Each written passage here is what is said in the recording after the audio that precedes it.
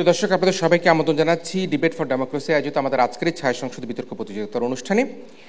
আজকে আমরা এই বিতর্ক প্রতিযোগিতায় ভারত পাকিস্তান যুদ্ধের যে কারণ সেটা নিয়ে আমরা কথা বলবার চেষ্টা করব এবং দুটি দল এখানে অংশগ্রহণ করছে। প্রতিযোগিতায় সরকারি দল হিসেবে রয়েছে বাংলাদেশ ইউনিভার্সিটি এবং বিরোধী দল হিসেবে অংশগ্রহণ করছে বেগম বদরুন্নেসা সরকারি মহিলা কলেজ। প্রস্তাবিত বিষয়টি হচ্ছে ভারত পাকিস্তান যুদ্ধের মূল কারণ রাজনৈতিক নয় ঐতিহাসিক। দেখা যাক আজকের বিতর্কিকরা এই প্রস্তাবের আলোকে তাদের স্বপক্ষে কিভাবে যুক্তি তথ্য দিয়ে আজকের এই ছায়া সংসদকে প্রাণবন্ত করে তোলে। এই প্রতিযোগিতায় যে 5 জন সম্মানিত বিচারক মণ্ডলী বিচার কার্য সম্পাদন করবেন এবার তাদের সাথে আমি আপনাদের পরিচয় করে দিই। আমাদের সাথে সম্মানিত বিচারক হিসেবে রয়েছেন জনাব মিজানুর রহমান, কূটনৈতিক সাংবাদিক ও বিশেষ প্রতিনিধি মানবজমিন। এরপরে বিচারক হিসেবে রয়েছেন সাংবাদিক AK-M মঈনুদ্দিন, সভাপতি ডিপ্লোম্যাটিক করেসপন্ডেন্ট অ্যাসোসিয়েশন বাংলাদেশ এবং বিশেষ প্রতিনিধি UNB। পরবর্তী বিচারক কবি জাহানারা পারভিন, বিশেষ প্রতিনিধি ইন্ডিপেন্ডেন্ট টেলিভিশন। এরপরে রয়েছেন সাংবাদিক মাইনুল আলম, নির্বাহী সম্পাদক দৈনিক আমাদের সময়। এবং সর্বশেষ বিচারক ডক্টর তাজুল ইসলাম চৌধুরী তুহিন, অধ্যাপক শেরেবাংলা কৃষি বিশ্ববিদ্যালয়। সম্মানিত বিচারক মণ্ডলী, যে সকল বিষয়ের উপর নম্বর প্রদান করবে তা হলো প্রস্তাব, কৌশল ও দলীয় অবস্থান ব্যাখ্যা 5, উপস্থাপনা 5, উচ্চারণ ও বাচনভঙ্গি 5, তথ্য প্রদান 5, যুক্তি প্রয়োগ 5 এবং পয়েন্ট মোকাবেলায় 5 নম্বরের উপর সম্মানিত বিচারক মণ্ডলী তাদের নম্বর প্রদান করবেন। বিতর্ক অনুষ্ঠানটি পর্যবেক্ষণ করে আমাদের আজকের ছায়া সংসদে বিতর্কিকদের বক্তব্য আলোকে বক্তব্য প্রদান করবার জন্য আমাদের সাথে সম্মানিত প্রধান অতিথি হিসেবে উপস্থিত রয়েছেন বিশিষ্ট গণমাধ্যম ব্যক্তিত্ব ও প্রধান সম্পাদক মানবজমিনের সিনিয়র সাংবাদিক জনাব মতিউর রহমান চৌধুরী। আমরা আমাদের আজকের সম্মানিত প্রধান অতিথি বিশিষ্ট গণমাধ্যম ব্যক্তিত্ব জনাব মতিউর রহমান চৌধুরীকে সবাই জোরে তালি দিয়ে অভিনন্দন জানাই। সম্মানিত প্রধান অতিথির বক্তব্য শুনবো আমরা আয়োজনের একেবারে শেষে। তবে জানিয়ে রাখি প্রত্যেক বক্তা তার বক্তব্য প্রদান করবার জন্য মোট 4 মিনিট সময় পাবে। এক্ষেত্রে 3 মিনিটের সতর্ক সংকেত এবং 4 মিনিটের চূড়ান্ত সংকেত ধ্বনিত হবে। এছাড়া যুক্তি খণ্ডনের জন্য প্রত্যেক বক্তা আরও অতিরিক্ত 2 মিনিট সময় পাবে। এক্ষেত্রে 1.5 মিনিটের সতর্ক সংকেত এবং 2 মিনিটের চূড়ান্ত সংকেত ধ্বনিত হবে। শুরু করছি আমাদের আজকের ছায়া সংসদ।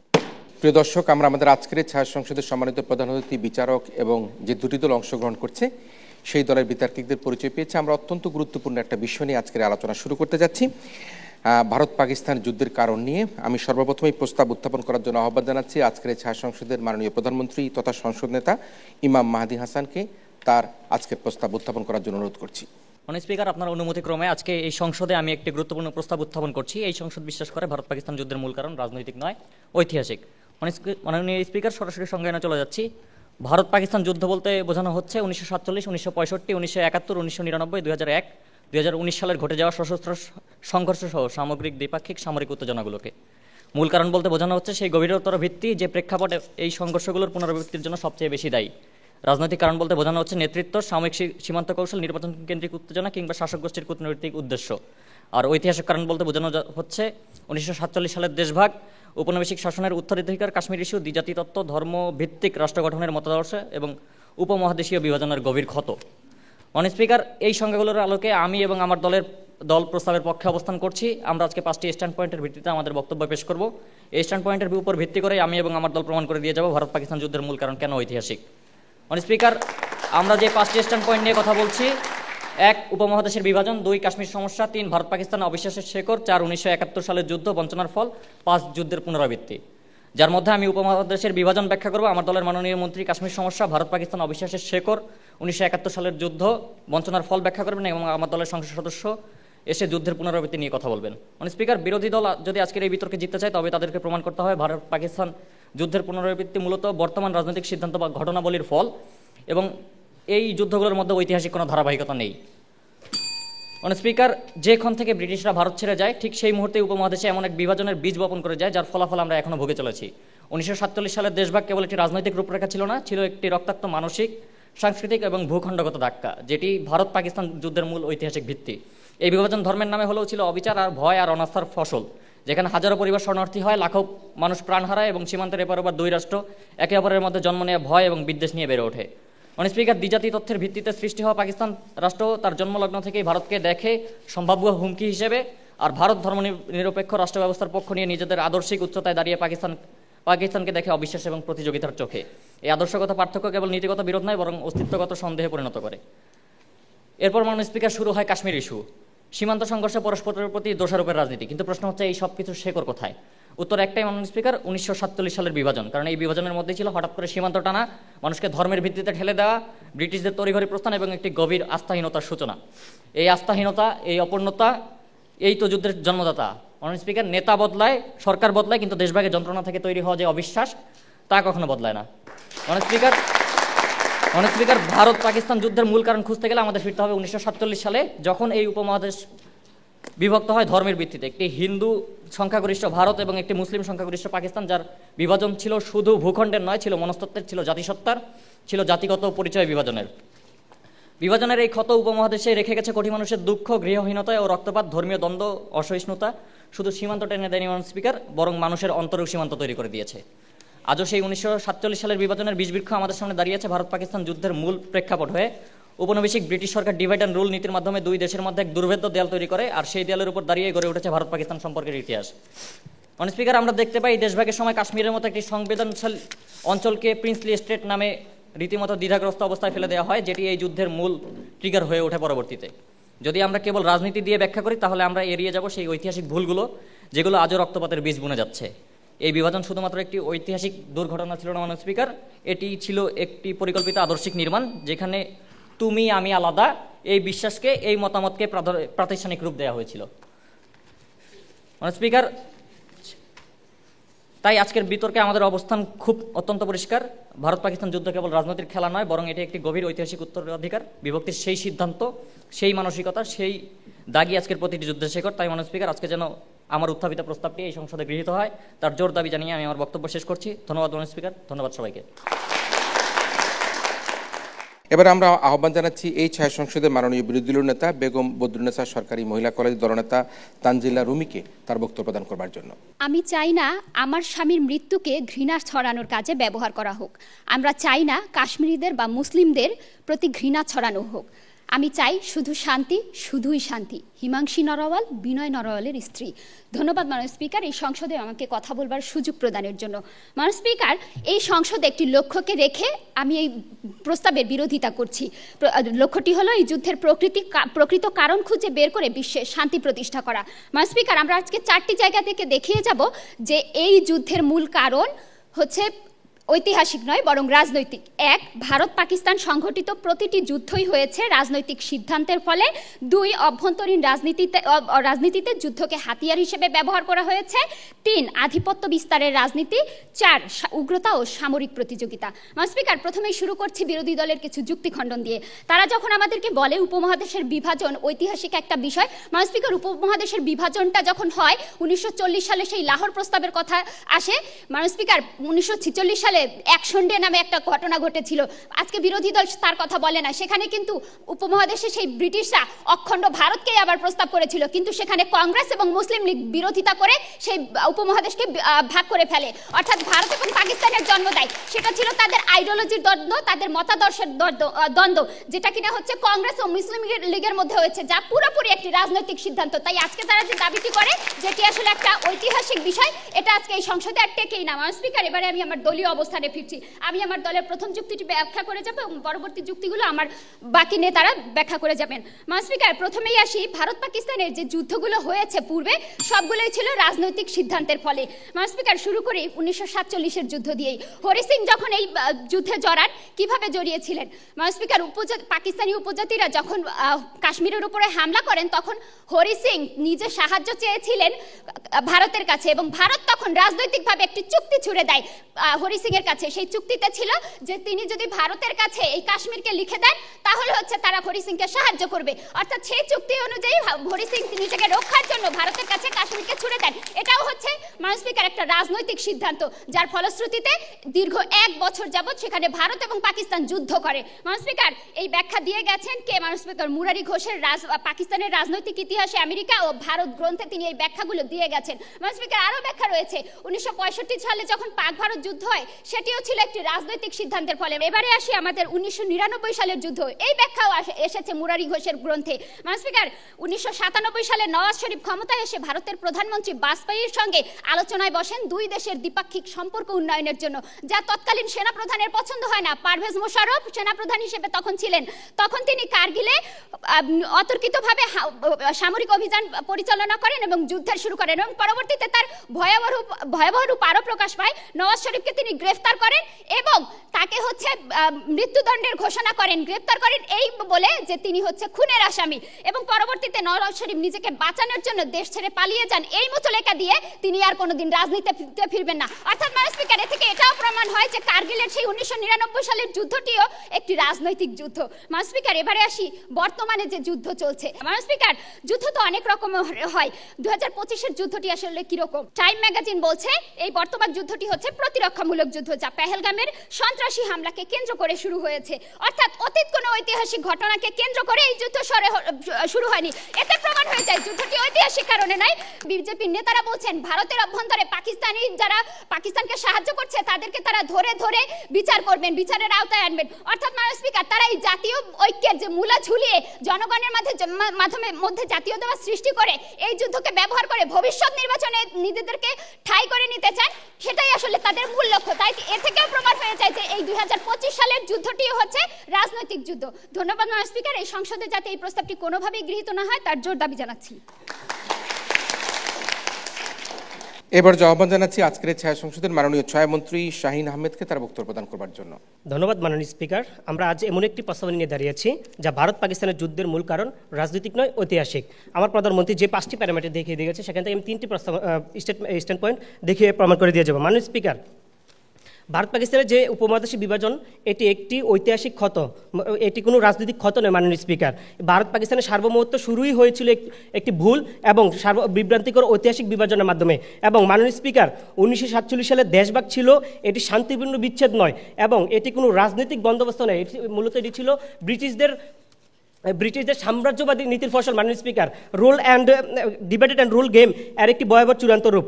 এই বিভাজনের ফলে মাননীয় স্পিকার প্রায় 1,45,00,000 মানুষ বাস্তুচ্যুত হয় এবং আনুমানিক 10 থেকে 20 লক্ষ মানুষ নিহত হয়, যা ইতিহাসের অন্যতম বৃহত্তম একটি মানবিক বিপর্যয়।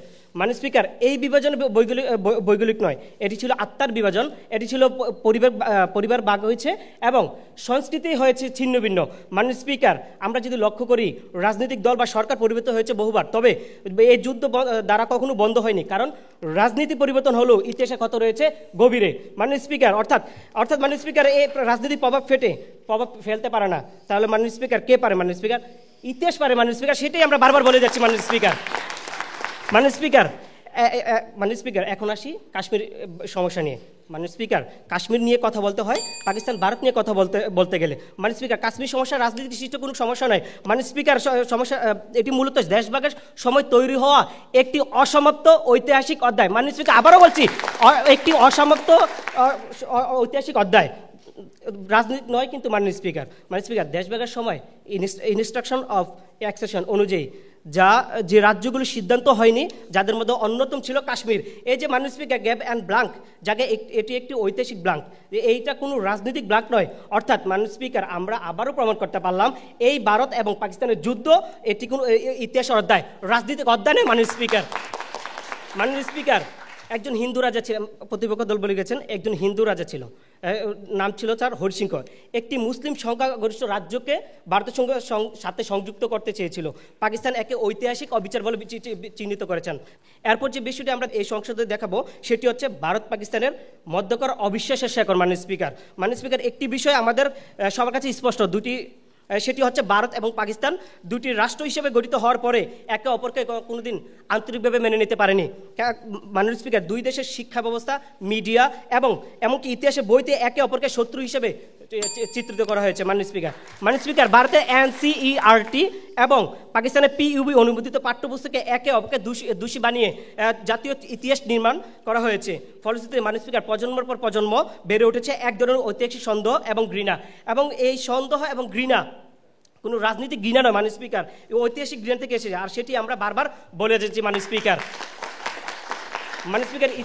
ইতিহাসবিদ রামচন্দ্র গুহ বলেছেন, India and Pakistan do not remember their history, they rehearse it. অর্থাৎ মাননীয় স্পিকার, আমরা মোটা দাগে যেটি বলতে পারি, বর্তমান রাজনীতি শুধু একটি বাহ্যিক পরিণতি, মূল সমস্যা রয়ে গেছে ইতিহাসে, জাতিগত মনস্তত্ত্বে। মাননীয় স্পিকার, সুতরাং মাননীয়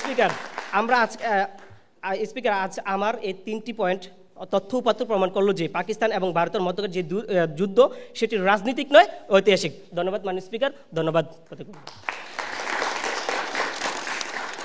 এরপর আহ্বান জানাচ্ছি আমাদের আজকের ছায়া সংসদের মাননীয় বিরোধী দলীয় উপনেতা সুমাইয়া ইসলাম হাবিবাকে তার বক্তব্য প্রদান করবার জন্য। ধন্যবাদ মাননীয় স্পিকার, আমাকে বক্তব্য প্রদানের সুযোগ দেওয়ার জন্য। We will wage 1000 years war for Kashmir. 1965 সালের 22 সেপ্টেম্বর পাকিস্তানের পররাষ্ট্রমন্ত্রী জুলফিকার আলী ভুট্টো জাতিসংঘে দাঁড়িয়ে এই বক্তব্য দেন। সরকার দলের কাছে আমার প্রশ্ন যে একজন রাষ্ট্রনায়ক কি যদি এই যুদ্ধের কারণ ঐতিহাসিক হতো তাহলে জাতিসংঘে দাঁড়িয়ে 1000 বছরের যুদ্ধ ঘোষণা করতেন? মাননীয় স্পিকার, আজকে যদি ভারত পাকিস্তানের যুদ্ধের কথা বলি তাহলে প্রথমেই মাথায় আসে 1947, 65, 71, 99 এবং সাম্প্রতিক 2025 সালের যুদ্ধের কথা। সবগুলো যুদ্ধের পেছনেই রয়েছে রাজনৈতিক কৌশল এবং রাজনৈতিক সিদ্ধান্ত। তা উপলব্ধির জন্য দরকার দূরদর্শিতা এবং তথ্য প্রমাণ, যা আজকে সরকার দলের বক্তব্যের প্রধান ঘাটতি ছিল। মাননীয় স্পিকার, তারা প্রতিটি ইতিহাসের বিচ্ছিন্ন ঘটনাকে যেভাবে ম্যাগনিফায়ার গ্লাস দিয়ে দেখছে, কিন্তু তারা আজকে বিতর্কের মূল লক্ষ্য থেকে সরে গিয়েছে। মাননীয় স্পিকার, আজকে বিতর্কের মূল লক্ষ্য ছিল ভারত পাকিস্তানের মধ্যকার যে যুদ্ধ তার মূল কারণটিকে বের করে এবং যুক্তিসঙ্গত কারণে আমরা রাজনীতিকে দায়ী করছি। আজ এই সংসদে আমার নেতা যে 4টি শক্তিশালী দিক দেখিয়ে গেছেন তার একটিও তারা খণ্ডন করে যেতে পারেনি, কারণ তাদের কাছে ওরকম তথ্য প্রমাণ নেই। মাননীয় স্পিকার, আজকে তার মধ্যে অভ্যন্তরীণ রাজনীতিতে যুদ্ধকে কিভাবে হাতিয়ার হিসেবে ব্যবহার করা হয় সেই দিকটি দেখিয়ে যাব। এই দুই দেশের যুদ্ধের কেন্দ্রের দিকে যদি তাকাই তাহলে মোটা দাগে চলে আসে কাশ্মীর সমস্যা। মাননীয় স্পিকার, সুপ্রিম কোর্ট অবজারভারের তথ্য অনুসারে 2019 সালে আগস্ট মাসে ভারত হঠাৎ করেই জম্মু কাশ্মীরের যে 370 নম্বর অনুচ্ছেদ সেটা বাতিল করে দেয় এবং তার মাধ্যমে কাশ্মীরের স্বায়ত্তশাসন শেষ হয়। এবং এখানে জাতীয়তাবাদ কিভাবে কাজ করছে মাননীয় স্পিকার লক্ষ্য করুন। এই সময়টি ছিল ভারতের নির্বাচন আগ মুহূর্ত এবং সরকার জানতো কাশ্মীর নিয়ে একটা শক্ত অবস্থান মানেই হচ্ছে জনগণের জাতীয়তাবাদী আবেগ এবং আবেগ মানেই ভোট, এবং ফলস্বরূপ তাই ঘটে। নরেন্দ্র মোদী সরকার বিপুল ভোটে জয়ী হন। আবার বিবিসি নিউজ আমাদেরকে কি বলছে মাননীয় স্পিকার, ভারত কিভাবে 2019 সালে পাকিস্তানের যে কাশ্মীরের পুলওয়ামা হামলায় পাকিস্তানের বলাকাটে এয়ার স্ট্রাইক চালায়, এভাবে ভারতের ক্ষমতাসীন দল যে বিজেপি এটা প্রমাণ করে যে তাদের মজবুত নেতৃত্ব এবং দেশরক্ষক। এর মাধ্যমে এগুলো একটা রাজনৈতিক কৌশল ছিল যা যুদ্ধকে পরপর জিয়ে রাখা হয়েছে। তাদের একটি যুক্তি ছিল, সেটা হচ্ছে যুদ্ধের ধারাবাহিকতা। এটা হচ্ছে তার প্রমাণ। যুদ্ধের ধারাবাহিকতা এই কারণেই হয় যে তারা যুদ্ধকে দিনের পর দিন ব্যবহার করছে শুধুমাত্র অভ্যন্তরীণ রাজনীতিতে ব্যবহার করার জন্য। ফাইন্যান্সিয়াল টাইমসের একটি তথ্য অনুসারে 2025 সালে পাকিস্তানের সেনাপ্রধান আসিম মুনির কাশ্মীর ইস্যুতে কঠোর অবস্থান গ্রহণ করেন এবং সেনাপ্রধানের প্রতিক্রিয়া মতামত প্রকাশ করেন, যা অভ্যন্তরীণ ক্ষমতাকে স্বার্থ অর্জনের একটি কৌশল হিসেবে দাবি করা হয়। মাননীয় স্পিকার, ঢাকা টাইমস 24 এর যদি একটি তথ্য দেখি, 2019 সালে তৎকালীন পাকিস্তানের প্রধানমন্ত্রী ইমরান খান কয়েক দফা মোদী সরকারকে হিটলারের সঙ্গে তুলনা করেছেন এবং তাকে ফ্যাসিস্ট সরকারের আখ্যা দিয়েছেন। এগুলো হচ্ছে জনগণকে উস্কে দেওয়ার একটি কৌশল। রাজনৈতিকভাবে এই কৌশলগুলো ব্যবহার করা হয়। মাননীয় স্পিকার, তারা এই রাজনৈতিক কৌশলগুলোকে কোন যুক্তিতে ইতিহাসের মূল কারণ হিসেবে দাবি করে তাদেরকে তথ্য প্রমাণের ভিত্তিতে আজকে প্রমাণ করে যেতে হবে, না হলে মানতেই হবে এর মূল কারণ হচ্ছে রাজনৈতিক। 1971 সালে পূর্ব পাকিস্তান এবং পশ্চিম পাকিস্তানের যুদ্ধের মাঝে ভারতের হস্তক্ষেপ কি শুধুমাত্রই মানবতা ছিল? না মাননীয় স্পিকার, তাদের অবস্থান ছিল একটা মাস্টার মুভ। ইন্দিরা গান্ধী তার পদক্ষেপের মাধ্যমে ভারতের সামরিক বাহিনীকে যেমন দুর্বল করেছিল, তেমনি তাদের বিশ্বমঞ্চে তাদের অবস্থানকে একদম মজবুত করেছিল। তাছাড়া কাশ্মীরকে নিয়ে যতগুলো যুদ্ধ হয়েছে তার ভিতরেই লক্ষ্য ছিল হচ্ছে আধিপত্য বিস্তার। মাননীয় স্পিকার, মহাদেশে নিজেদের শক্তিশালী প্রমাণ করা। তাই আজকে জোর দাবি জানাচ্ছি যেন সরকার দলের উত্থাপিত প্রস্তাবটি কোনোভাবেই গৃহীত না হয়। ধন্যবাদ মাননীয় স্পিকার, ধন্যবাদ সকলকে। এই পর্যায়ে আহ্বান জানাচ্ছি মাননীয় সরকার দলীয় সংসদ সদস্য মোহাম্মদ শিমুলকে তার বক্তব্য প্রদান করবার জন্য। ইতিহাস বারবার ফিরে আসে মাননীয় স্পিকার। ইতিহাস বদলাবার ক্ষমতা কোনো ইতিহাসবিদের নেই মাননীয় স্পিকার। যারা ইতিহাস রচনা করতে চায় তাদেরকে ইতিহাস পড়তে হয়। মাননীয় স্পিকার, আমার বিরোধী দলীয় নেতা তারা আসলে ইতিহাসকেই অস্বীকার করে গেলেন, তবে আমি তাদেরকে অনুরোধ করবো ইতিহাস পড়ার জন্য। ধন্যবাদ মাননীয় স্পিকার। মাননীয় স্পিকার, আমার প্রধানমন্ত্রী আজ যে প্রস্তাবটি উপস্থাপন করেছেন তা হলো ভারত পাকিস্তান যুদ্ধের মূল কারণ রাজনৈতিক নয় ঐতিহাসিক। মাননীয় স্পিকার, যুক্তিসঙ্গত কারণে আমি এই প্রস্তাবের পক্ষে অবস্থান করছি। মাননীয় স্পিকার, আমাদের প্রধানমন্ত্রী সাহসিকতার সঙ্গে দেখিয়েছেন কিভাবে উপমহাদেশের বিভাজন ছিল একটি রাজনৈতিক সিদ্ধান্তের মোড়কে আসলে একটি ঐতিহাসিক ব্যর্থতা। মাননীয় স্পিকার, যার মধ্যে রয়েছে সাম্প্রদায়িক দ্বন্দ্ব, ব্রিটিশ সাম্রাজ্যবাদ এবং অমীমাংসিত সীমান্ত দ্বন্দ্ব। মাননীয় স্পিকার, আমার দ্বিতীয় বক্তা অসাধারণভাবে ব্যাখ্যা করেছেন কাশ্মীর সমস্যা কিভাবে এক ঐতিহাসিক অমীমাংসিত প্রশ্ন এবং ভারত পাকিস্তানের পারস্পরিক অবিশ্বাস কতটা গভীরে প্রথিত। মাননীয় স্পিকার, তিনি বলেছেন 1971 সালের যুদ্ধ কেবল রাজনৈতিক বিভাজন নয়, বরং ভাষা, সংস্কৃতি ও জাতিগত বঞ্চনার ঐতিহাসিক ফল। মাননীয় মাননীয় স্পিকার, এখন আমি সেই ধারাবাহিকতায় যুক্ত করছি যুদ্ধের পুনরাবৃত্তির প্রেক্ষাপট এবং ব্যাখ্যা করব কেন এই যুদ্ধগুলো বারবার ঘটছে নতুন রাজনৈতিক নেতৃত্ব, চুক্তি কিংবা কূটনৈতিক উদ্যোগ থাকা সত্ত্বেও। মাননীয় স্পিকার, যুদ্ধের পুনরাবৃত্তি ইতিহাসের ছায়া তারা করে বেড়ায়। মাননীয় স্পিকার, ভারত ও পাকিস্তান সরাসরি যেসব যুদ্ধে জড়িয়েছে তার কিছু বাস্তব উদাহরণ আমি তুলে ধরছি। মাননীয় স্পিকার, 1947-48 মাননীয় স্পিকার দেশভাগের ঠিক পরেই কাশ্মীর নিয়ে মাননীয় স্পিকার প্রথম যুদ্ধ শুরু হয়। 1965 সালে আবারও কাশ্মীর কেন্দ্রিক দ্বন্দ্ব এবং 71 সালে পূর্ব পাকিস্তানের নিপীড়নের বিরুদ্ধে বাংলাদেশের মুক্তিযুদ্ধ। মাননীয় স্পিকার, 1999 কার্গিল যুদ্ধ, যেখানে যুদ্ধ শুরু হয় দ্বিপক্ষীয় চুক্তির পরপরই। মাননীয় স্পিকার, প্রশ্ন হলো কেন রাজনৈতিক নেতৃত্ব বদলায়, কূটনৈতিক আলোচনা, শান্তির বার্তা দেওয়া হয়, তবুও যুদ্ধ থেমে থাকে না? মাননীয় স্পিকার, এর একটাই কারণ, এই যুদ্ধগুলো ঐতিহাসিক অবিশ্বাস, অসম্পূর্ণ বিভাজন, জাতিগত ঘৃণা এবং সাংস্কৃতিক দ্বন্দ্বের ফল। মাননীয় স্পিকার, রাজনীতি আসে যায় কিন্তু ইতিহাস থেকে যায়। মাননীয় স্পিকার, বিরোধী দল বলছে এই যুদ্ধগুলো রাজনৈতিক ইস্যু, হয়তো সেনাবাহিনীর দোষ কিংবা নেতৃত্বের ব্যর্থতা। কিন্তু মাননীয় স্পিকার, আমি জিজ্ঞেস করি কেন একাধিক রাজনৈতিক দল, একাধিক প্রধানমন্ত্রী, একাধিক আন্তর্জাতিক সংস্থা শান্তি প্রচেষ্টা নিয়েও ব্যর্থ হয়েছে? মাননীয় স্পিকার, কারণ ইতিহাস কাউকে ক্ষমা করে না। মাননীয় স্পিকার, দেশভাগের রক্তাক্ত স্মৃতি, কাশ্মীরের দখল বেদখল, পানি নিয়ে বিরোধ, এমনকি খেলাধুলায় পর্যন্ত মাননীয় স্পিকার সবই এই অবিশ্বাসকে প্রতিনিয়ত উস্কে দেয়।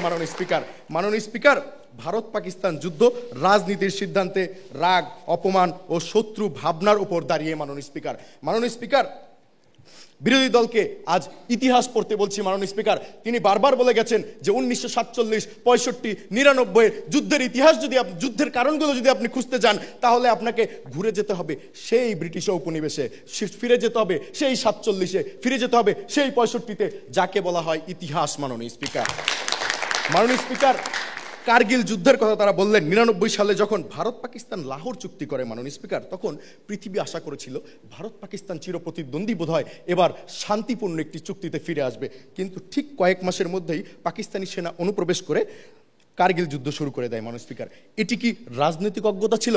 না মাননীয় স্পিকার, এটি ছিল ঐতিহাসিকভাবে গড়ে ওঠা এক চিরশত্রু মনোবৃত্তির বহিঃপ্রকাশ। ইতিহাস বারবার তাদেরকে বলছে, বন্ধুত্বের আবহেও ইতিহাস ভয় দেখিয়ে বলে সে তোমার শত্রু ছিল, আছে, থাকবে। মাননীয় স্পিকার, ভারত পাকিস্তান দ্বন্দ্বের পর থেকে মাননীয় স্পিকার আজ পর্যন্ত যতবার সরকার পরিবর্তন হয়েছে, বিজেপি সরকার, গান্ধী পরিবার, পাকিস্তান থেকে আমরা যদি দেখি শরীফ পরিবার, ভুট্টো পরিবার, তারা শুধুমাত্র একে অপরকে দোষারোপ করে গেছে। মাননীয় স্পিকার, তর্কের খাতিরে যদি ধরেও নেই ভুট্টো পরিবার কিংবা গান্ধী পরিবারের দ্বন্দ্ব ছিল, কিন্তু ইমরান খানের সাথে তো মাননীয় স্পিকার কোনো দ্বন্দ্ব থাকার কথা নয়। সেই ইমরান খান কেন মোদিকে হিটলার বলেছে? মাননীয় স্পিকার, কারণ এটা ঐতিহাসিকভাবে চলে এসেছে। মাননীয় স্পিকার, যুদ্ধ থামাতে চাইলে ইতিহাস বুঝতে হবে। মাননীয় স্পিকার, আমরা যদি যুদ্ধ থামাতে চাই তবে শুধু রাজনৈতিক চুক্তি নয়, ইতিহাসের ভুল, বিভাজনের কষ্ট এবং সাংস্কৃতিক অপমানগুলোকে মেনে নিয়ে তার প্রতিকার করতে হবে। মাননীয় স্পিকার, যতদিন না ইতিহাসের ক্ষত অপশম হবে ততদিন যুদ্ধ ফিরে আসবে নতুন নামে, নতুন রূপে। মাননীয় স্পিকার, আমি আজকে বক্তব্যের মাধ্যমে প্রমাণ করে দিয়েছি মাননীয় স্পিকার যে এটি একবার দুইবারের ঘটনা নয়। মাননীয় স্পিকার, যখন আমরা দেখতে পাচ্ছি বারবার একই কারণে যুদ্ধ হচ্ছে, বারবার সীমান্ত নিয়ে যুদ্ধ হচ্ছে, বারবার পাকিস্তানি সেনারা অনুপ্রবেশ করছে, বিএসএফ বারবার পাকিস্তানে ঢুকছে, এবং মাননীয় স্পিকার পরবর্তীতে আমরা দেখতে পাচ্ছিলাম যে পাকিস্তানের প্রধানমন্ত্রী বলার আগেই, প্রধানমন্ত্রী এবং প্রেসিডেন্টের অনুমতি ছাড়াই মাননীয় স্পিকার পাকিস্তানি সেনাবাহিনী কিন্তু ভারতকে পাল্টা জবাব দিয়ে দিয়েছে। মাননীয় স্পিকার, কারণ তাদেরকে পারমিশন দেওয়া আছে মাননীয় স্পিকার, যে ভারত যদি মাথাচাড়া দিয়ে ওঠে সাথে সাথে তাকে তার বিরুদ্ধে রুখে দাঁড়াতে হবে। মাননীয় স্পিকার, এটি একটি ঐতিহাসিক কারণ। মাননীয় স্পিকার, আমরা রাজনৈতিক চুক্তির প্রতি অসম্মান করছি না, বরং আমরা বলছি রাজনীতি যদি ইতিহাসের পাঠ না নেয় তবে তার প্রতিকার কখনোই টেকসই হবে না। মাননীয় স্পিকার, 10 সেকেন্ড দিবেন।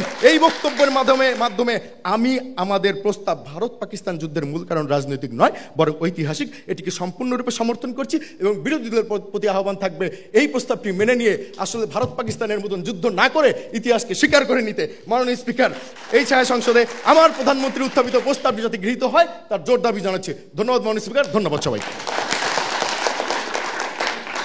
ধন্যবাদ। এই পর্যায়ে বক্তব্য রাখতে আহ্বান জানাচ্ছি মাননীয় বিরোধী দলীয় সংসদ সদস্য মোনালিসা মিমকে। মাননীয় স্পিকার, তিনি বলে গেলেন যে ইতিহাস না বদলায় এবং বারবার ফিরে আসে। হ্যাঁ, ইতিহাস বারবার ফিরে আসে, কিন্তু কখনো বন্ধুরূপে কখনো বা শত্রু রূপে। তার প্রমাণ হচ্ছে ফ্রান্স আর রাশিয়ার যুদ্ধ। কারণ যখন বিশ্বযুদ্ধ হয় একে অপরের বিরোধিতা করলেও তারা কিন্তু বর্তমানে একই সাথে তারা রাজনৈতিক প্রেক্ষাপট থেকে কাজ করে আসছে। মাননীয় স্পিকার, তারা বলছেন যুদ্ধ পুনরাবৃত্তি ঘটে। হ্যাঁ, যুদ্ধ পুনরাবৃত্তি ঘটে, কিন্তু সেটা শুধুমাত্র তাদের রাজনৈতিক ক্ষমতাকে পুঞ্জীভূত করার জন্য একটি প্রতিহিংসা হিসাবে কাজ করে। মাননীয় স্পিকার, লক্ষ্য করুন, তারা আজকে কাশ্মীরের দ্বন্দ্বকে প্রধান করে বলে দিলেন যে এটি নাকি ভারত পাকিস্তানের দ্বন্দ্বের মূল কারণ এবং এটি ঐতিহাসিক কারণ। তাহলে আপনি আমাকে উত্তর দিয়ে যান, 1948 সালে যখন জাতিসংঘ থেকে এর সমাধানের জন্য একটি গণভোটের প্রস্তাব করে, তখন তারা কেন এটাকে নাকচ করে এবং এটিকে বাস্তবায়ন করার কোনো পদক্ষেপ গ্রহণ করেনি? মাননীয় স্পিকার, আমরা আমাদের এই প্রস্তাবের বিরোধিতার পক্ষে দাঁড়িয়ে দিতে চাই যে ভারত ও পাকিস্তানের যুদ্ধের কারণ ঐতিহাসিক নয়, বরং রাজনৈতিক। ভারত ও পাকিস্তানের যুদ্ধে রাজনৈতিক কৌশলের কেন্দ্রে যে দুইটি বিষয় সবথেকে বেশি গুরুত্বপূর্ণ, তা হচ্ছে তাদের উগ্রবাদ এবং সামরিক প্রতিযোগিতা। আমি আজ এই বিষয়টি ব্যাখ্যা করে যাব। মাননীয় স্পিকার, প্রথমে আসি উগ্রবাদে। কার্নেজিন এন্ডোমেন্ট 2022 এর তথ্য অনুযায়ী পাকিস্তানি যে তাদের রাজনৈতিক কৌশলগুলো আছে সেটি হচ্ছে গভীরতম কৌশল, আর এই কৌশলকে কাজে লাগিয়ে উগ্রবাদী পন্থকে মদত দেয় তাদের রাজনৈতিক দলগুলো। আর এটিকে অস্বীকার না করে বরং পাকিস্তান বলে যে এটি তারা রাজনৈতিক কৌশল হিসেবে ব্যবহার করে। তাহলে সেই জায়গায় আপনারা কিভাবে এই উগ্রবাদী হামলাগুলোকে ঐতিহাসিক বলে চালিয়ে দেন? অন্যদিকে যদি আমরা ভারতের দিকে তাকাই, তাহলে আমরা দেখতে পাবো ভারত বর্তমানে তাদের ধর্মনিরপেক্ষতা ত্যাগ করে হিন্দুবাদিত্বকে প্রাধান্য দেয়, এবং এই হিন্দুবাদিত্বকে প্রাধান্য দিয়ে তারা তাদের ক্ষমতাকে দিনের পর দিন পঞ্জীভূত করে রাখে, জনগণের সমর্থন অর্জন করে। তার অন্যতম উদাহরণ হচ্ছে বর্তমান ভারত সরকার। মাননীয় স্পিকার, এর একটি যদি আমরা বড় উদাহরণ দেই উগ্রবাদী, তাহলে আমরা 2001 সালে ভারতে যে হামলাটি হয়েছিল তার দিকে দৃষ্টিপাত করি। সেই হামলা যখন উগ্রবাদীরা আক্রমণ করে, তারা কিন্তু শুরু থেকে বলে এসেছিল যে তারা এই যে উগ্রবাদী পন্থাগুলো আছে এটি ঐতিহাসিক নয়, বরং এটি তাদের উগ্রবাদী যে রাজনৈতিক কৌশল আছে সেখান থেকে করেছে। তাহলে সেই জায়গায় এটাকে ইতিহাস বলে চাপা দিবেন না, বরং এটি রাজনৈতিক তৈরি করে একটি ঘূর্ণিঝড়। মাননীয় স্পিকার, এবার আসি আমরা উগ্রবাদী সামরিক প্রতিযোগিতায়। আমরা যদি লক্ষ্য করি, সামরিক প্রতিযোগিতা সরাসরি রাজনৈতিক প্রয়োগের ফসল, আর এই প্রতিযোগিতা যুদ্ধের সম্ভাবনাকে বাড়িয়ে দিয়েছে দশকের পর দশক।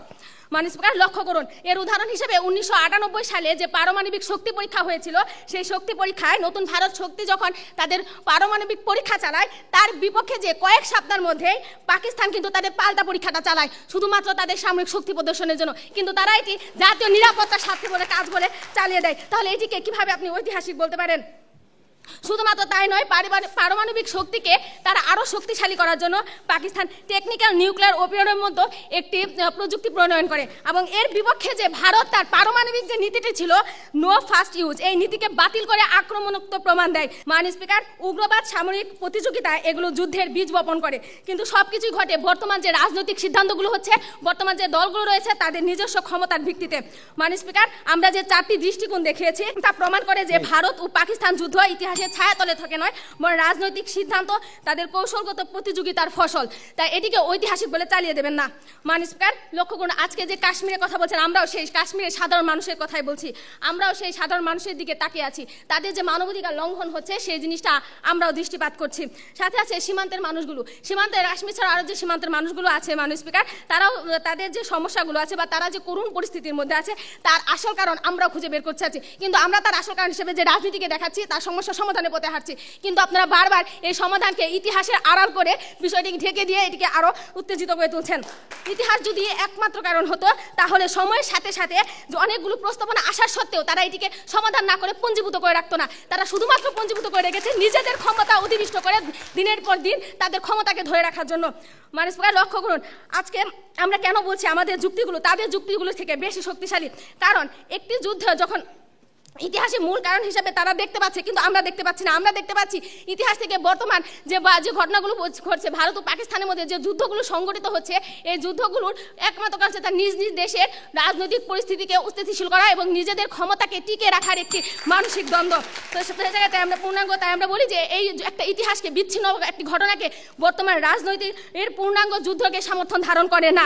মাননীয় আমরা বিশ্বাস করি যে ইতিহাসে যে সংঘটিত ঘটনা হয়েছিল সেটা সমাপ্তি ঘটে, কিন্তু যখন আপনার মধ্যে উগ্রতা ফিরে আসে তখন সেই যুদ্ধ বারবার ফিরে আসে উগ্রতা এবং প্রতিযোগিতার পিঠে করে।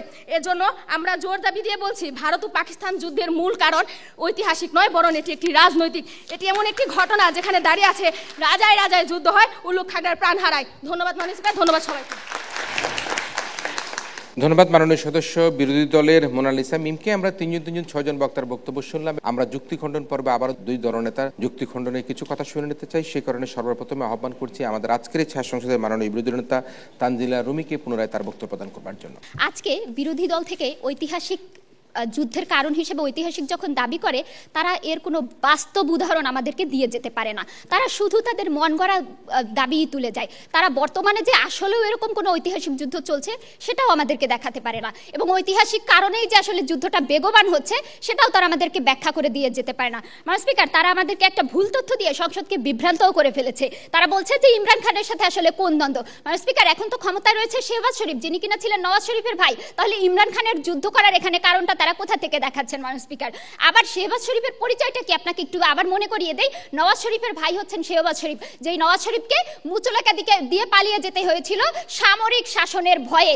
অর্থাৎ সেই ভয় তাদের মনে এখনো বিদ্যমান আছে। অর্থাৎ রাজনৈতিকভাবে তারা যদি টিকে থাকতে চায় তাহলে এখন সামরিক বাহিনীর সাথে তাদের একমত হতে হবে। এটাই হচ্ছে এই ভারত পাকিস্তান যুদ্ধের বড় রাজনৈতিক কারণ। মাননীয় স্পিকার, এবারে আসি সামরিক যুদ্ধ রাজনৈতিক কিনা তারা আমাদেরকে প্রশ্ন করছে। মাননীয় স্পিকার, সামরিক শাসনের যে সামরিক যুদ্ধটা যে রাজনৈতিক, সেটার বড় প্রমাণ হচ্ছে পাকিস্তান, যেটা 1965 সালে হয়েছিল, 1947 হয়েছে এবং 1999 সালে হয়েছে। আমার দল থেকে যে জিনিসটা পরিষ্কারভাবে ব্যাখ্যা করে দিয়ে গেছি। মাননীয় স্পিকার, এবারে আসে তারা বলছে যে ঐতিহাসিকভাবে ভারত পাকিস্তানের সংবিধানে দুই দেশের মধ্যে বিদ্বেষ ঢোকানো আছে। মাননীয় স্পিকার, এটাও একটা রাজনৈতিক সিদ্ধান্ত, কারণ সংবিধান বারবার পরিবর্তন করা হচ্ছে, যার প্রমাণ হচ্ছে 2019 সালের 370 আর্টিকেলকে বাতিল করা এবং 2025 সালে যে ওয়াকফ আইন সংশোধনী করা হয়েছে, এটাই হচ্ছে তার প্রমাণ। কেন মাননীয় স্পিকার? কারণ এগুলো হচ্ছে সব রাজনৈতিক কৌশল, এগুলো কোনো ঐতিহাসিক বিষয় নয়। ভারত পাকিস্তানের যুদ্ধে দেখতে পাই যা কিনা কোনো ঐতিহাসিক ঘটনা নয়, এবং তারা যেটাকে আজকে ঐতিহাসিক বলে দাবি করে, সেই ঐতিহাসিকের পক্ষে তারা তেমন কোনো ডাটা আমাদেরকে দিয়ে যেতে পারে না, এবং তাদের যে যুক্তিগুলো ছিল তাও ছিল ভঙ্গুর। বরং তাদের সবগুলো যুক্তি, সবগুলো যুদ্ধের ব্যাখ্যা আমরা দিয়ে যাই যা পুরোপুরি রাজনৈতিক। তাই আজকে এই সংসদে যাতে এই প্রস্তাবটি কোনোভাবেই গৃহীত না হয় তার জোর দাবি জানাচ্ছি। ধন্যবাদ। সবশেষে আহ্বান জানাচ্ছি আমাদের আজকের ছায়া সংসদের মাননীয় প্রধানমন্ত্রী তথা সংসদ নেতা ইমাম মেহেদী হাসানকে যুক্তি খণ্ডন পর্বে ওয়াইন্ড আপ সেশনে তার সর্বশেষ বক্তব্য প্রদান করবার জন্য। স্পিকার, বিরোধী দল তার পুরো সময়ের বক্তব্যে প্রমাণ করে গেলেন ভারত পাকিস্তান যুদ্ধ একটি ঐতিহাসিক যুদ্ধ, শুধুমাত্র তারা নিজেদের মতো করে ইতিহাস এডিট করে নিলেন। স্পিকার, প্রথমত বিরোধী দল বলছে যুদ্ধের মূল কারণ রাজনৈতিক নেতৃত্বের ব্যর্থতা। স্পিকার, নেতৃত্ব বদলায় 1947 থেকে শুরু করে 2025 পর্যন্ত পাকিস্তানে হয়েছে মিলিটারি শাসন, গণতান্ত্রিক সরকার, এমনকি পুতুল সরকার। পাকিস্তানে ভারতে হয়েছে কংগ্রেস বিজেপি তৃতীয় জোট, কিন্তু যুদ্ধ কি থেমেছে? না। স্পিকার, যুদ্ধের পুনরাবৃত্তি বলে দেয় এটা নেতা নয়, এটা ইতিহাসের কারণ। যে ক্ষত মুছে যায় না সেই কথা থেকে বারবার রক্ত ঝরে। দ্বিতীয়ত বিরোধী দল বলেছে রাজনৈতিক স্বার্থে উত্তেজনা তৈরি হয়। স্পিকার, আমরা স্বীকার করছি রাজনৈতিক স্বার্থে উত্তেজনা তৈরি হয়, কিন্তু তারা রাজনীতির জনক নয়। তারা ব্যবহার করে সেই ক্ষত যা 75 বছর ধরে তৈরি। একটি রাষ্ট্র যখন আরেক রাষ্ট্রকে জন্ম থেকে অবিশ্বাস করে তখন রাজনীতিতে তাকে একসময় কাজে লাগাবে, কিন্তু তাদেরকে বুঝতে হবে স্পিকার জন্মদাগ কখনোই রাজনীতির আঁকা নয়, সেটা ইতিহাসের গ্লানিময় একটা উপহার। স্পিকার, তৃতীয়ত বিরোধী দল বলেছে সীমান্ত নীতি আর কূটনৈতিক সম্পর্ক যুদ্ধের জন্য দায়ী। কিন্তু স্পিকার, একটি রাষ্ট্রের কূটনীতি তখনই আক্রমণাত্মক হয় যখন তাদের পারস্পরিক আস্থা নষ্ট হয়ে যায়। ভারত পাকিস্তানের সম্পর্কের ভিত্তি যদি সত্যিই কূটনীতির কারণে হতো তাহলে যুদ্ধ এখানে এড়ানো যেত, কিন্তু বাস্তবতা হলো এই সম্পর্ক শুরু হয়েছে একটা বেদনা দিয়ে, যেখানে এক পক্ষ মনে করেছে তাদের ভৌগোলিক অধিকার কেড়ে নেওয়া হয়েছে এবং অন্য পক্ষ মনে করেছে তাদের বিভাজন হয়েছিল একটা ভুল সিদ্ধান্ত। স্পিকার, এইটা সেই ইতিহাসের শেকড় যা আজও দুই দেশের রাজনীতি সিদ্ধান্তে বীজ ঢেলে দেয়। যুদ্ধটা রাজনীতির খেলা নয় স্পিকার, এটা একটা ইতিহাসের প্রতিশোধ। ইতিহাস কখনো নিজের খেয়াল খুশি মতো এডিট করা যায় না স্পিকার, আজকের পুরো বিতর্কে আমরা দেখিয়েছি ভারত পাকিস্তান যুদ্ধ কোনো একক সময়, কোনো একক রাজনৈতিক সিদ্ধান্তের ফসল নয়, বরং একটা ঐতিহাসিক দ্বন্দ্বের গভীর বিভাজনের এবং মুছে না যাওয়া ক্ষতগুলোর ধারাবাহিক ফলাফল। স্পিকার, তাই আমরা দৃঢ়ভাবে বলছি ভারত পাকিস্তান যুদ্ধের মূল কারণ রাজনৈতিক নয় বরং ঐতিহাসিক। আমি আবারও আমার উত্থাপিত প্রস্তাবটি যেন এই সংসদে গৃহীত হয় তার জোর দাবি জানিয়ে আমি আমার বক্তব্য শেষ করছি। ধন্যবাদ স্পিকার, ধন্যবাদ সবাইকে। ধন্যবাদ এই ছায়া সংসদের মাননীয় সংসদ নেতা তথা প্রধানমন্ত্রীকে তার ওয়াইন্ড আপ সেশনে বক্তব্য প্রদান করবার জন্য। আমরা ভারত পাকিস্তান যুদ্ধের মূল কারণ কি রাজনৈতিক না ঐতিহাসিক এটি নিয়ে কথা বলছিলাম। এটি কি রাজনৈতিক খেলা না ইতিহাসের কোনো প্রতিশোধ, সেটি নিয়ে আজকে আলোচনার মধ্যে আমরা বুঝতে পারছি যে আসলে ভারত পাকিস্তান দ্বন্দ্ব, এই দ্বন্দ্বের আসলে অবসান ঘটানো খুবই মুশকিল। আমরা যখন দেখেছি যে ভারত অধ্যুষিত কাশ্মীরের পেহেলগামে 26 জনের সন্ত্রাসী হামলায় মৃত্যু ঘটেছে, তখন কিন্তু আমরা অত্যন্ত দুঃখিত হয়েছি, আমরা দুঃখ বোধ করেছি। আমরা এটাকে অত্যন্ত একটা সন্ত্রাসী হামলা হিসেবে আখ্যায়িত করে এর নিন্দা জানিয়েছি। কিন্তু আমরা যখন আবার দেখি গত 6 মে মধ্যরাতে পাকিস্তানের উপর ভারতের সামরিক যে হামলা, সে হামলার মধ্য দিয়ে সেখানে বেছে বেছে মসজিদকে ধ্বংস করে দেওয়া হয়েছে, সেখানে বেসামরিক মানুষকে হত্যা করা হয়েছে, তখন কিন্তু আমরা সেটাকেও কিন্তু খুব নিন্দা জানাই। আমরা কোনোভাবে সেটাকেও গ্রহণ করতে পারি না যে যখন মসজিদে হামলা করে মসজিদকে ভেঙে দেওয়া হচ্ছে, সাধারণ মানুষকে পাকিস্তানে হত্যা করা হচ্ছে। সুতরাং সে কারণের জন্য পেহেলগামে যে হামলা এবং একই সাথে ভারতের যে সামরিক হামলা, সেই দুটি হামলাকে কিন্তু আমরা মনে করি আমাদের জন্য কোনোভাবেই গ্রহণযোগ্য নয়। ভারত বারবার দাবি করে আসছে যে পাকিস্তান পেহেলগামে এই হত্যাযজ্ঞের জন্য তারা জড়িত রয়েছে, কিন্তু পাকিস্তান বলছে যে ভারতের একটি সাধারণ নাটক, তারা এই সাধারণ নাটকের অংশ হিসাবে তারা এই হত্যাকাণ্ডে নিজেরাই সাজিয়ে পাকিস্তানকে দোষারোপ করবার চেষ্টা করছে। আমরা 6 মে রাতে যখন পাকিস্তানে এই ধরনের গোলাগুলির মধ্যে দিয়ে মসজিদগুলি ভেঙে দেওয়া হচ্ছিল, তখন আমরা দেখেছি পাকিস্তানের ধর্মপ্রাণ মুসলমানরা সেই একই মসজিদে তারা পালিয়ে না গিয়ে সে ব্ল্যাক আউটের মধ্যে তারা ফজরের নামাজ আদায় করেছে, তারা ঐক্যবদ্ধ থেকেছে, তারা তাদের যে আত্মীয়স্বজন যারা মারা গিয়েছে তাদের জন্য সেখানে শোকে কাতর হয়ে তারা মৃত্যুকে না হয়ে একত্র হয়ে দাঁড়িয়েছে। সে কারণে আমরা যখন দেখি ভারতেও কিন্তু আমরা যখন দেখি এ ধরনের কাশ্মীর হত্যাকাণ্ড ঘটে, সকলেই কিন্তু তাদের আত্মীয়স্বজনের জন্য সমবেত হয়। তবে আমাদের জন্য একটা শঙ্কার বিষয়, সেটি হচ্ছে যে কোনো কারণে এই ভারত পাকিস্তানের যুদ্ধকে যাতে আমরা হিন্দু মুসলিমের যুদ্ধ হিসেবে আখ্যায়িত না করে আমরা কোনো ধরনের কোনো অপপরিকল্পনার মধ্যে জড়িয়ে না পড়ে, সেদিকে কিন্তু আমাদের সবাইকে লক্ষ্য রাখতে হবে। আমাদের মনে রাখতে হবে এটি কোনো হিন্দু মুসলিমের বিদ্বেষ ছড়িয়ে যদি আমরা এই যুদ্ধকে আমরা অনাকাঙ্ক্ষিত পরিবেশের দিকে নেবার চেষ্টা করি, তাহলে কিন্তু এই উপমহাদেশের মধ্যে বাংলাদেশ, পাকিস্তান, ভারত সহ সব জায়গায় কিন্তু আর নতুন ধরনের বিশৃঙ্খলা তৈরি হওয়ার শঙ্কা থাকবে। তবে ভারতকে মনে রাখতে হবে যে ওয়াকফ আইনের মাধ্যমে ভারত যে ধরনের শঙ্কা মুসলমানদের মধ্যে তৈরি করেছে, সে ওয়াকফ আইনের অতি দ্রুত সম্ভব সেটির একটা নিষ্পত্তি করে মুসলমানদের মধ্যে, ভারতীয় মুসলমানদের মধ্যে একটা স্বস্তি ফিরিয়ে আনবার জন্য ভারত সরকারের, বিজেপি সরকারকে অত্যন্ত গুরুত্বপূর্ণ সরকারে সেটাকে বিবেচনা করতে হবে। কী কারণে ওয়াকফ আইন করা হলো, কী কারণে মুসলমানদের যে মসজিদ, মাদ্রাসা, ইতিমখানা সেগুলোর মধ্যে ওয়াকফ আইন করে সেখানে সরকার তার নিয়ন্ত্রণে নিতে পারবে, এই ধরনের যখন আইন করা হয় তখনই কিন্তু মুসলমানরা শঙ্কায় পড়ে যায়। সে কারণে আমরা মনে করি যে আজকের যে কাশ্মীরের যে হত্যাকাণ্ড ঘটলো, সেই হত্যাকাণ্ডের যাতে পুনরাবৃত্তি না ঘটে, পাকিস্তানের যে হত্যাকাণ্ড ঘটলো সে হত্যাকাণ্ডের যাতে পুনরাবৃত্তি না ঘটে, পাকিস্তানের যে মসজিদ ভেঙে দেওয়া হলো সেই মসজিদ যাতে হত্যাকাণ্ডের পুনরাবৃত্তি না ঘটে। আমরা যদি এই উত্তেজনা বাড়াতে থাকি, তাহলে এই দুই পারমাণবিক যে শক্তিধর দেশ রয়েছে, এই শক্তিধর দেশের এই যুদ্ধের মধ্যে শুধু বাংলাদেশ নয়, এই পৃথিবী কিন্তু এর ভার বহন করতে পারবে না। কারণ হচ্ছে গিয়ে যখন সারা পৃথিবীতে একটা খেলা চলছে, আমরা দেখতে পাচ্ছি ফিলিস্তিন গাজা যুদ্ধ যখন চলছে, ইউক্রেন রাশিয়া যুদ্ধ যখন চলছে, যখন পাক পাকিস্তান যুদ্ধ যদি আবার শুরু হয়ে যায়, তাহলে কিন্তু এই পৃথিবীর মধ্যে নতুন ধরনের সংখ্যা তৈরি হবে, অস্বস্তি তৈরি হবে, মানুষের মধ্যে দুঃখ কষ্ট তৈরি হবে, ব্যবসা বাণিজ্য ক্ষতি হবে, মানুষ নানা রকমভাবে নিদারুণ কষ্টের মধ্যে পতিত হবে। ভারত নিয়ন্ত্রিত কাশ্মীরে যখন এই হামলাটা হয়, তখন কিন্তু ভারতের বিরোধী দলের পক্ষ থেকে আপত্তি তোলা হয়েছিল যে সেখানে নিরাপত্তা ব্যবস্থা কেমন ছিল। 5 লক্ষ সৈন্য নিরাপত্তা সেখানে নিয়োজিত থাকে, ভারতের গোয়েন্দা সংস্থা সবসময় সেখানে খবরদারি করে। তাহলে সেদিন কেন সেই জায়গার মধ্যে পেহেলগামে সেখানে কী কারণের জন্য সেই নিরাপত্তা ছিল না, সেটা কিন্তু ভারতের বিরোধী দলের পক্ষ থেকে কিন্তু নানা ধরনের প্রশ্ন এখানে এসেছে। সে কারণে একটি সংখ্যা কিন্তু আবার করা হয়, যেখানে ভারত পাকিস্তান একে অপরকে দায়ী করলেও কিন্তু মনে হচ্ছে যে এখানে তৃতীয় কোনো পক্ষ, তৃতীয় কোনো শক্তি এ ধরনের হত্যাকাণ্ড ঘটিয়েছে কিনা সেটি কিন্তু বিশ্লেষণ করা দরকার। পাকিস্তানের পক্ষ থেকে যখন জানানো হয় যে তৃতীয় কোনো ব্যক্তিকে দিয়ে, দ্বিতীয় কোনো প্রতিষ্ঠানকে দিয়ে যখন এটা তদন্ত করবার জন্য অনুরোধ করা হয়, ভারত যখন এটাকে এই অনুরোধে সাড়া না দেয়, তখন কিন্তু নতুন প্রশ্ন জাগে, আসলে সেই হত্যাকাণ্ডের সাথে কারা জড়িত, যারা পাকিস্তানকে দায়ী করছে, পাকিস্তানকে দায়ী করা সঠিক হচ্ছে কিনা। আমরা বাংলাদেশ, ভারত এবং পাকিস্তানের সম্পর্ক নিয়ে যদি আমরা কথা বলি, আমরা কিন্তু অত্যন্ত স্পর্শকাতর একটা অবস্থানে রয়েছি। বাংলাদেশের সাথে ভারতের যে প্রতিবেশী রাষ্ট্র হিসেবে সম্পর্ক আমরা ভালো করবার চেষ্টা করছি, কিন্তু সেই চেষ্টাটা কতক্ষণই অগ্রগতি হয়েছে। আমাদের বর্তমান যে অন্তর্বর্তীকালীন সরকার রয়েছে, সে অন্তর্বর্তী সরকারের সাথে আমরা দেখতে পাচ্ছি যে ভারতের একটা টানাপোড়েন চলছে। অন্যদিকে আবার আমরা দেখতে পাচ্ছি যে পাকিস্তানের সাথে বাংলাদেশের আবার নতুনভাবে বন্ধুত্ব তৈরি হচ্ছে। সে কারণের জন্য বাংলাদেশ এবং পাকিস্তান এবং ভারতের সাথে যে স্পর্শকাতর অবস্থা, সেখানে বাংলাদেশ সরকারকে এই পাক ভারত যে যুদ্ধ চলছে, ভারত পাক যে যুদ্ধ চলছে, সেই যুদ্ধের সময় অত্যন্ত সতর্কতার সাথে সব কিছু তাদের কার্যক্রম পরিচালনা করতে হবে। কোনো স্টেটমেন্ট, বিবৃতি, বক্তব্য কোনো জায়গায় যাতে আমরা এমন কিছু মনে না হয় যে আমরা কোনো পক্ষের প্রতি ঝুঁকে পড়েছি, তাহলে কিন্তু আমরা আমাদের দুই রাষ্ট্র, যেটি পাকিস্তান এবং ভারত, দুজনের সাথেই কিন্তু আমাদের বন্ধুত্বপূর্ণ সম্পর্কে সেখানে ঘাটতি হবার একটা সংখ্যা তৈরি হয়ে যাবে।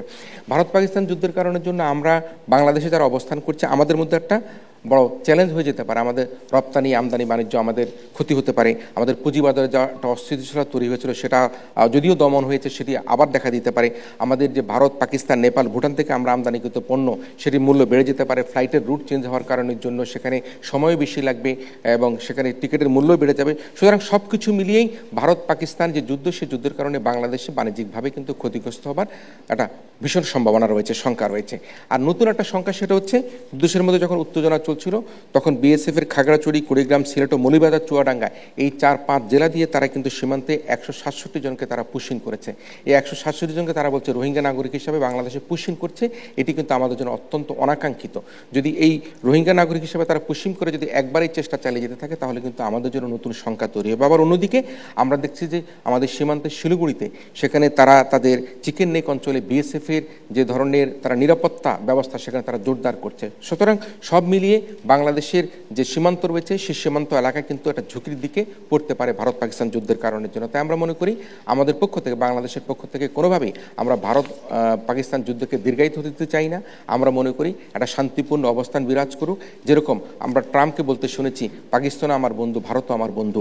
আমরা জাতিসংঘ, চীন, ব্রিটেন, ফ্রান্স, জার্মানি, কাতার, আরব আমিরাত সবাইকে আমরা বলতে শুনেছি যে এই যুদ্ধ বন্ধ হোক। একটা কূটনৈতিক আলোচনার মাধ্যমে ভারত পাকিস্তান যুদ্ধের যে পরিসমাপ্তি, তাদের দুজনের মধ্যে যে দ্বন্দ্ব, সেই দ্বন্দ্বের একটা সমাপ্তি ঘটুক। বাংলাদেশও সেটা প্রত্যাশা করে। আমরা মনে করি, আমরা অতি দ্রুতই আশা করতে চাই যে ভারত এবং পাকিস্তানের মধ্যে যে ধরনের অনাকাঙ্ক্ষিত একটা পরিবেশের মাধ্যমে যুদ্ধ পরিস্থিতি বিরাজ করছে সেটি বন্ধ হবে এবং সে বন্ধের মাধ্যমে এই যে আমাদের অঞ্চল রয়েছে অঞ্চলের মধ্যে শান্তি ফিরে আসবে। আমি আমার বক্তব্য শেষ করলাম। এই পর্যায়ে আমি আমার বক্তব্য শেষে এবারে বক্তব্য প্রদান করবার জন্য অনুরোধ করছি আজকের অনুষ্ঠানের সম্মানিত প্রধান অতিথি, মানব জীবনের প্রধান সম্পাদক, বিশিষ্ট গণমাধ্যম ব্যক্তিত্ব জনাব মতিউর রহমান চৌধুরীকে এই পর্যায়ে তার বক্তব্য প্রদান করবার জন্য। আমরা সবাই জানি ইতিহাস যুদ্ধ করে না, যুদ্ধ করে রাজনৈতিক নেতৃত্ব। এটা আমরা সবাই জানি, কিন্তু ইতিহাসের প্রয়োজন আছে। ইতিহাসকে বাদ দিয়ে 65 সন বলেন আর 47 বলেন, আজকের ইতিহাসকে বাদ দেওয়া যাবে না। আর নতুন ইতিহাস লিখতে হলে পুরনো ইতিহাসকে মুছে ফেলা যায় না, এটা হচ্ছে বাস্তবতা। যাই হোক, এই যুদ্ধের রাজনৈতিক দিক হচ্ছে, এটা ভারতীয় গণমাধ্যমেই যেটা আমি দেখেছি, সেটা হচ্ছে যে সামনে দুটো নির্বাচন আছে, একটা হচ্ছে বিহারে এবং একটা পশ্চিমবঙ্গে।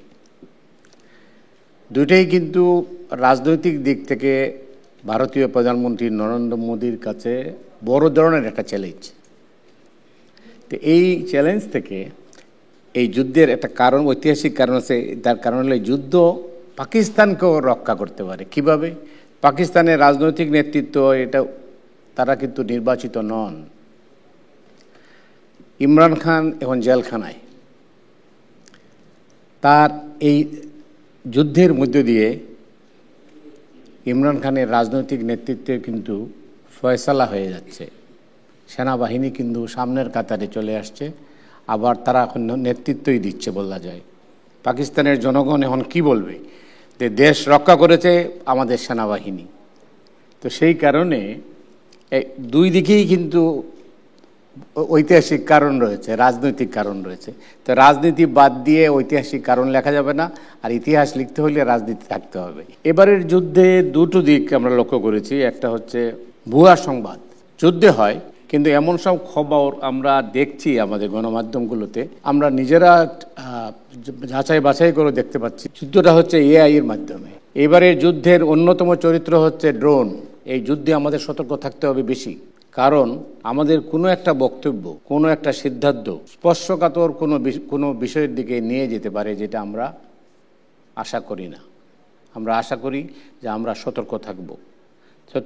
এই কারণে নিশ্চয়ই লক্ষ্য করা হচ্ছে যে পুশিন চলছে। পুশিন বাধা দিতে গিয়ে আমরা এমন কোনো কাণ্ড যাতে না ঘটাই যেটা আমরা সামাল দিতে পারবো না। আর রাজনীতি নিয়ন্ত্রণ করে সব কিছু। বাংলাদেশ তো একটা টালমাটাল অবস্থার মধ্যে দিয়ে যাচ্ছে। এর মধ্যে একটা যুদ্ধ, আমদানিতে বিরাট চাপ পড়েছে। আমরা লক্ষ্য করেছি যে আমাদের সামনে অর্থনৈতিক একটা বড় চ্যালেঞ্জ এমনিই আছে, আর একটা তৈরি হতে যাচ্ছে। 7 কন্যা, 7টা রাজ্য নিয়ে যেটা ভারত, সেখানকার এদিকে কিন্তু চীনের নজর রয়েছে। ভূ রাজনীতিতে এই যুদ্ধের প্রভাব অনেকখানি, এটাকে হালকাভাবে দেখার কোনো সুযোগ নেই। কাশ্মীর হচ্ছে রাজনীতিবিদদের দাবার গুটি।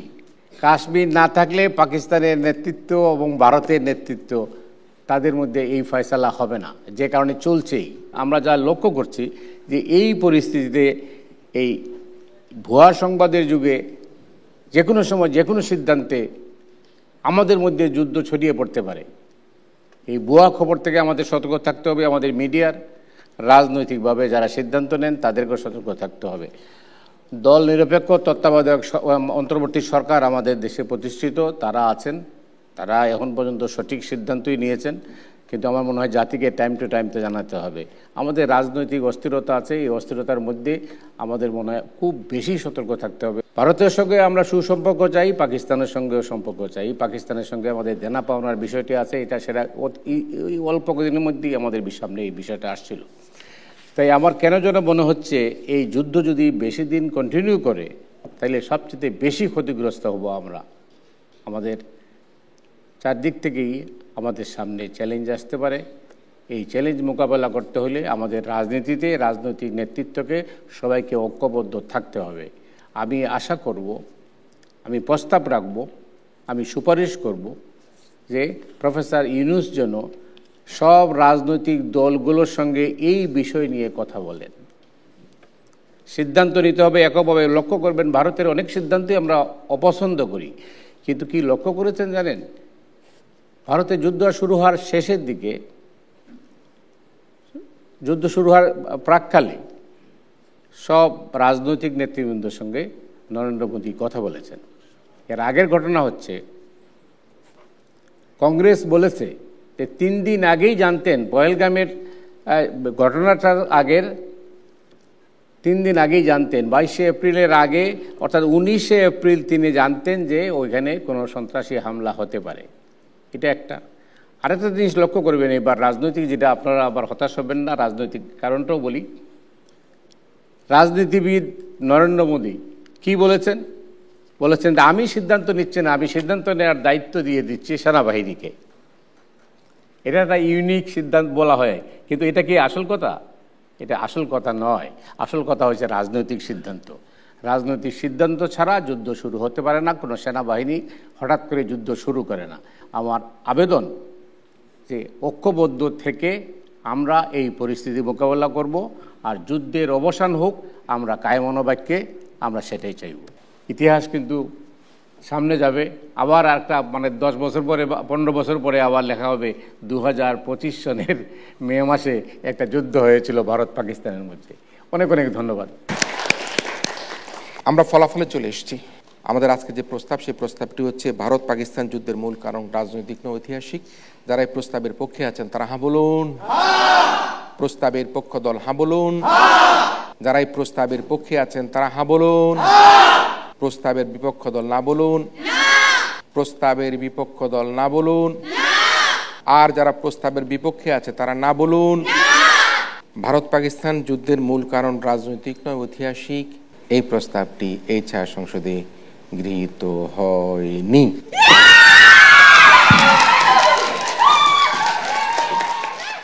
যেহেতু প্রস্তাবটি গৃহীত হয়নি, সে কারণে বলতে হচ্ছে আজকের এই ছায়া সংসদে না যুক্ত হয়েছে, না যুক্ত হয়েছে এবং না যুক্ত হয়েছে। না যুক্ত হওয়ার কারণে আমরা আমাদের আজকের এই প্রতিযোগিতার বিরোধী দল বেগম বদরুন্নেসা সরকারি মহিলা কলেজকে বিজয়ী বলে ঘোষণা করছি।